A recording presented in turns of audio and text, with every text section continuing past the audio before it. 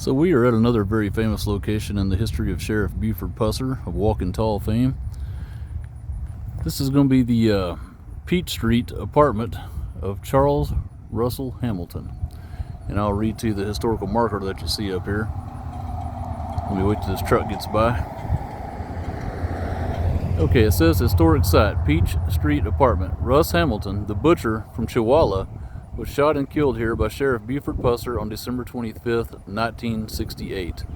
The marker was placed here by the McNairy County Tourism and the McNairy County Historical Society in 2019. So just to clarify, from what I've read about this,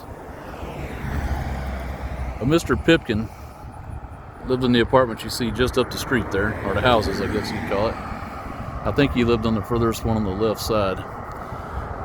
He was renting a small apartment that was located on the side of this building in 1968. So just to clarify, there's pictures of this that prove up what I'm saying in the old books. The apartment is set just behind where that wooden fence is. It's no longer there. They moved off that little built-on apartment, or whatever you would call it. It's kind of like a little add-on that was there. And Mr. Pipkin in that house down the street there on the far left was renting this little bitty apartment that was attached to this building to Charles Russel Hamilton. As I understand it, on Christmas Day of 1968, Mr. Hamilton was drinking and making some threats toward Mr. Pipkin up there at that house. And I guess he had called the local police department here in Selmer, Tennessee, and for whatever reason he was claiming they wouldn't respond. So eventually he reached out to Sheriff Buford Pusser, saying that Charles Russel Hamilton was acting very violent. And Charles Hamilton had previously killed a deputy sheriff, had murdered one of his ex-wives, and I think he even killed his mother. I may be incorrect on that. It's been a while since I read on his history, but I think he also had killed his mother. I think I've heard that before, but he had killed several people. So that being said, when Sheriff Pusser came here to make contact with him for making threats to his neighbor, Mr. Pipkin, he told Sheriff Pusser to step inside of his apartment, which again sat just behind that little wood picket fence you see there. And you can look up this apartment online and see when the apartment was still back there. There's pictures of it that exist. It was a little bitty frame apartment that sat directly behind that. Well, he invited Sheriff Pusser in, and once Sheriff Pusser stepped inside, Mr. Hamilton opened fire on him with a pistol from a seated position on a couch that was located just to the left of the doorway. And he struck Sheriff Pusser's revolver handle, which was holstered, and busted the handle. And I think that busted wooden handle is actually still on display at the Buford Pusser Home and Museum in Adamsville. And Sheriff Pusser received a grazing wound from the gunfire from Charles Hamilton. Sheriff Pusser returned fire and killed Russel Hamilton and ended his long murderous career. He was quite a killer.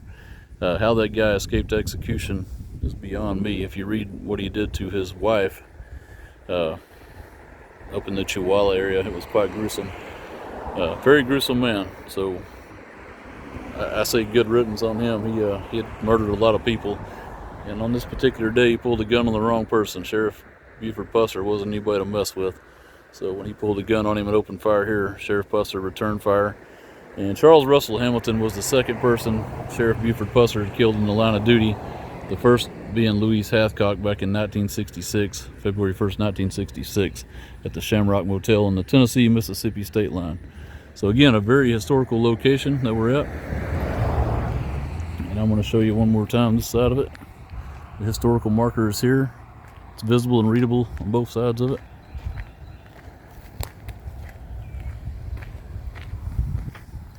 And I hope you enjoyed our video.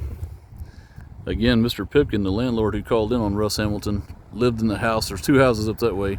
He lived on the second one furthest from us, as I understand it. He's the one that contacted Sheriff Pusser to file a complaint about Mr. Hamilton making threats toward him, and that's why Sheriff Pusser had responded to this location initially. I hope you enjoyed this historical video, and hope you join me on some more in the future. God bless.